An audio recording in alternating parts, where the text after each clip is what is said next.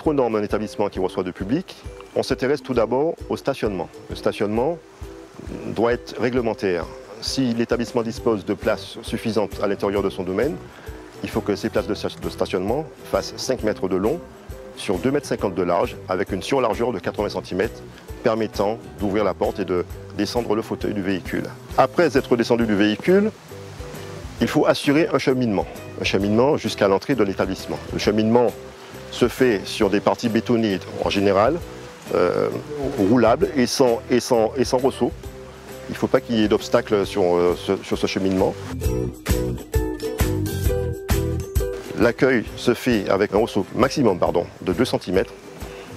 Ensuite, nous pénétrons au niveau de l'accueil qui doit comporter une partie surbaissée à 80 cm, de façon à permettre l'échange entre la personne en situation de handicap fauteuil et la personne qui reçoit. Si l'établissement est doté d'un ascenseur, cet ascenseur doit répondre aussi aux normes en vigueur, à savoir le contact tactile au niveau des commandes, l'annonce sonore également doit comporter un miroir sur le fond de cet ascenseur de façon à permettre le recul d'un fauteuil en toute sécurité. S'il n'y a pas d'ascenseur, nous empruntons les escaliers.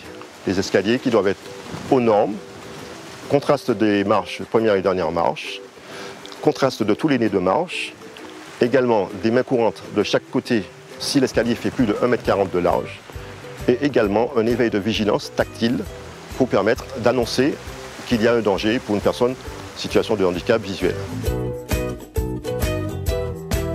Par la suite, nous pénétrons dans les services où le passage de porte doit être à 90 cm. Les toilettes handicapées doivent être parfaitement aux normes, à savoir la hauteur de la cuvette doit être de 50 cm, ainsi qu'une barre d'appui qui est située sur la partie opposée au fauteuil, entre 70 et 80 cm.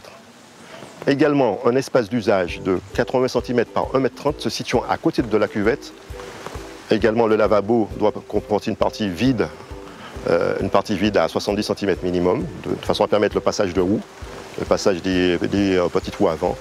Et tous les éléments qui accompagnent doivent être situés à une hauteur comprise entre 90 cm et 1,30 m maximum.